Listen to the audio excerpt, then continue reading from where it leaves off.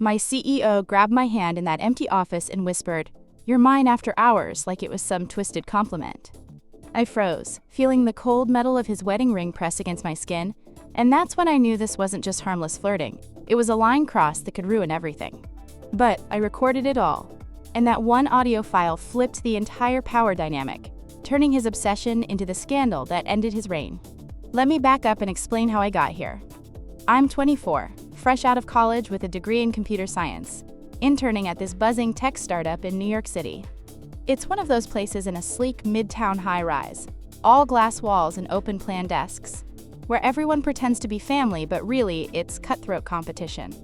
I took the gig because I needed the experience. My student loans are piling up, rent in Brooklyn is killing me, and I'm living paycheck to paycheck, sharing a tiny apartment with 2 roommates. Networking was my big hope.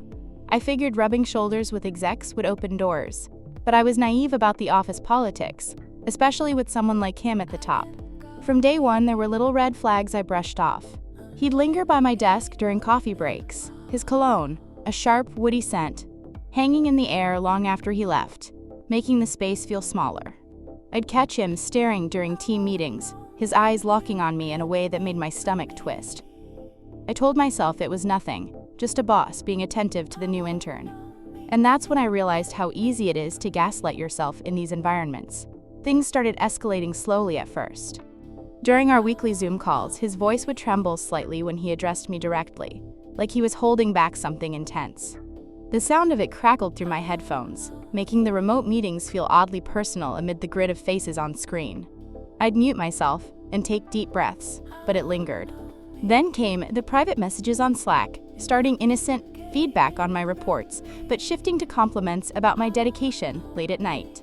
One evening, around 10 p.m., he pinged me, "You're irreplaceable here, don't forget that." It felt off, but I replied politely, not wanting to rock the boat. The real shift happened a couple weeks in, during a late-night project push. The office was mostly empty, just the hum of the air conditioning, and the faint glow of desk lamps casting long shadows. He called me into his corner office, the one with the massive windows overlooking the city lights. As I handed over the updated spreadsheet, he stepped closer, his breath warm on my neck. That's when he said it, the first toxic phrase that hit like a gut punch. "You're mine after hours."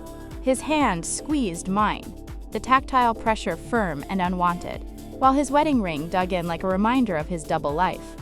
I pulled away, mumbling something about needing to catch the subway, but my heart was racing. And that's the moment I knew I couldn't ignore it anymore. But it didn't stop there. He started assigning me special projects that kept me late, isolating me from the team. The smell of his cologne became a trigger, wafting through the hallways whenever he approached. I confided in a coworker once, but she just laughed it off.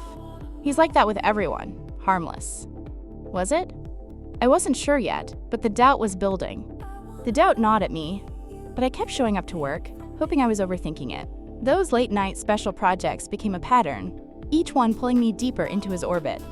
One evening, he sent another Slack message at 11:47 p.m. "Meet me in my office. Urgent." The ping echoed in my quiet apartment, the screen's blue light harsh against the dark. I didn't go, but the next day, he acted like nothing happened, his smile too polished during our team stand-up. That's when I started noticing the way he'd hover near my desk, the faint clink of his wedding ring tapping the glass table as he leaned in to check my work. It wasn't just creepy, it was calculated. Things got worse at a team happy hour in a packed Flatiron bar, the kind with overpriced cocktails and dim Edison bulbs casting a moody glow. I was chatting with colleagues, trying to blend in, when he slid into the booth next to me. The chatter around us faded as he leaned close, his breath smelling faintly of whiskey, and said, "You're the only one who gets me."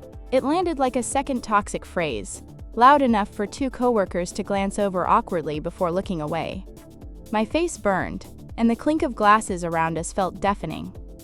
I excused myself to the bathroom, my hands shaking as I splashed cold water on my face. That was the moment I realized this wasn't just about me. It was public, and he didn't care who saw. Back at the office, I started keeping a log. Every weird comment, every late-night message, every time his cologne lingered too long in a meeting room. I wasn't sure what I'd do with it, but it felt like armor. Then came the night that changed everything. I was working late again, the office silent, except for the low hum of the vending machine in the break room. He called me in to review a deck. As I stood there, he shut the door, click, and stepped closer. "Don't make this harder than it needs to be," he said, his voice low and sharp, the third toxic phrase that made my stomach drop. I fumbled with my phone in my pocket, hitting record without him noticing. His words spilled out. Confessions of needing me. Promises of promotions if I played along. The recording captured it all, his voice trembling with a mix of arrogance and desperation. I left that night with my heart pounding, the city lights blurring through the subway window as I replayed the audio. It was my proof, my weapon. But I wasn't ready to use it yet. I felt trapped. Silence meant safety, maybe even a permanent job offer. Speaking out meant risking everything. My internship, my reputation, my future in tech. That's when I knew I needed an ally. I confided in Jake, another intern who'd been at the happy hour and caught the weird vibe. He wasn't shocked. "He's done this before," Jake whispered over coffee at a noisy midtown cafe, the steam from our cups curling in the air. He mentioned rumors about a former employee who left suddenly after, quote, issues with the CEO. That was the push I needed. I wasn't alone, and this wasn't just my fight anymore. But the fear lingered. Would HR believe me? Would I be the one blamed? I kept the recording on my phone, its icon a constant reminder, like a digital key to my freedom, or my downfall. Jake's words stuck with me, and I couldn't shake the image of that former employee who'd vanished from the company. I started digging, discreetly asking around during lunch breaks, the clatter of plates in the office kitchen drowning out our hushed talks. One coworker, Sarah, mentioned she'd seen an old email chain hinting at a settlement. It was vague, but enough to make my skin crawl. That's when I realized this wasn't just a one-off. He had a pattern, and I was the latest target. The next escalation hit during an all-hands meeting in our glass-walled conference room, the Manhattan skyline glinting behind us. He stood at the front, charming as ever, tossing out buzzwords like synergy and growth. Then he called me out, smiling. "Our intern's killing it. My right hand after hours." The room laughed, but the phrase landed like a slap, his wedding ring catching the fluorescent light as he gestured toward me. Colleagues shifted in their seats, the rustle of notebooks and faint hum of the projector filling the awkward silence. My face burned again, and I gripped my pen so hard it nearly snapped. That was the moment I knew I couldn't stay silent forever. I started building my case. The recording was my ace, but I needed more. Late one night, scrolling through Slack on my phone, I found a thread he'd accidentally left open in a private channel. Messages to HR about managing risks, and my name flagged as overly ambitious. The audacity of it made my blood boil. I screenshotted everything, the glow of my screen harsh in my dark bedroom. I also reached out to Sarah, who hesitantly shared a cryptic email from the ex-employee's exit process, mentioning unresolved concerns. It wasn't much, but it was another piece of the puzzle. Then came the turn. I met with Jake again, this time at a crowded Starbucks, the hiss of the espresso machine covering our words. He introduced me to Maya, a former colleague who'd left a year ago. Over the phone, her voice was steady but heavy, recounting how he'd tried to pull the same after-hours move on her. She'd signed an NDA and left, but she kept a USB drive with old emails as insurance. "Use your recording," she urged, her words crackling through my earbuds. That was it. My allies were forming, and I had a plan. I wasn't just fighting for me anymore. I was fighting for her and whoever else he'd targeted. My first move was careful. I booked a meeting with HR, a neutral woman named Linda, who always smelled faintly of lavender hand cream. I didn't play the recording yet, just shared my discomfort and the Slack screenshots. Her face stayed blank, but her pen tapped the desk rhythmically, betraying her unease. "We'll look into it," she said, but I could tell she was skeptical. I left her office, the click of the door behind me sounding final, like a gate slamming shut. But I wasn't done. I backed up my evidence on a cloud drive, the digital weight of that recording, like a lifeline in my pocket. The question now was timing. Should I wait for HR's investigation or go bigger? The thought of his smug face at the next all-hands meeting made my fists clench. I had the power to end this, but at what cost? The waiting was torture. Every day at the office felt like walking on eggshells, the hum of the air conditioning now a constant reminder of that night in his office. I'd catch him glancing at me during stand-ups, his wedding ring glinting under the LED lights like a taunt. My phone, with its damning recording, stayed in my pocket, its weight heavier than ever. I kept replaying Maya's words, "Use it." But I was terrified. HR's investigation could backfire, painting me as the troublemaker. That's when I knew I had to act, not just wait. I started small but strategic. I sent Linda an email summarizing our meeting, attaching the Slack screenshots but holding back the recording. The click of my keyboard felt defiant, each tap a step toward reclaiming my space.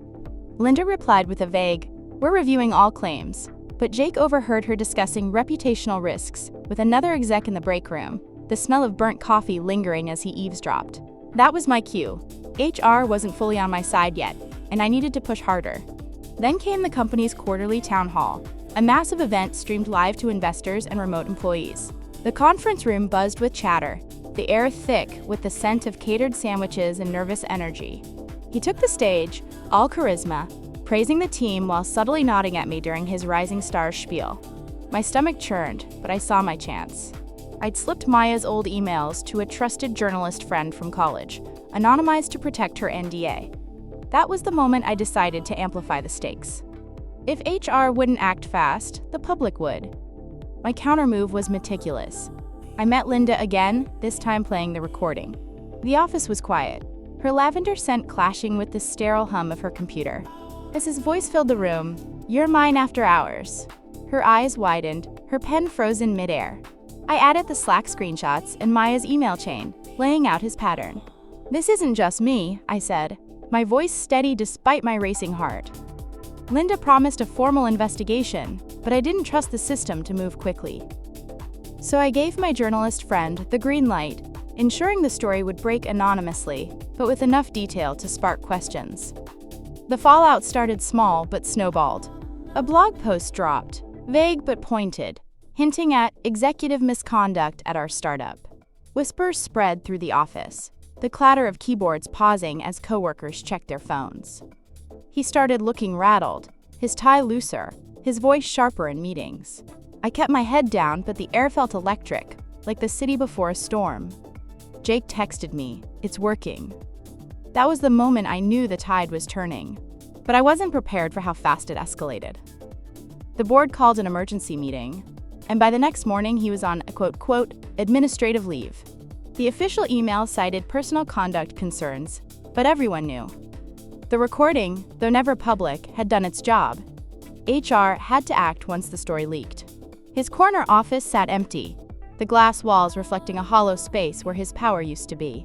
I walked past it, the faint trace of his cologne gone, replaced by the sterile smell of cleaning products. Still, I couldn't shake the fear. Had I gone too far? Would the office turn on me next? I needed to know if I'd made the right call. The office felt different without him, like the air had been sucked clean of his presence. His corner office stayed dark, the glass walls reflecting only the hum of fluorescent lights and the distant honks of midtown traffic. I'd walk by, half expecting to smell that woody cologne again, but it was gone, replaced by the faint lemon tang of floor cleaner. My phone, once heavy with that recording, now felt like a trophy, a symbol of the line I'd drawn. But victory didn't feel as sweet as I'd hoped. Whispers followed me in the break room, and some coworkers avoided my eyes, their coffee cups clinking too loudly as they shuffled away. The resolution came fast. After the blog post and HR's investigation, the board didn't waste time. He resigned officially within a week, his LinkedIn profile scrubbed of the company's name by Friday. The announcement email was cold. Leadership transitioned to ensure our values.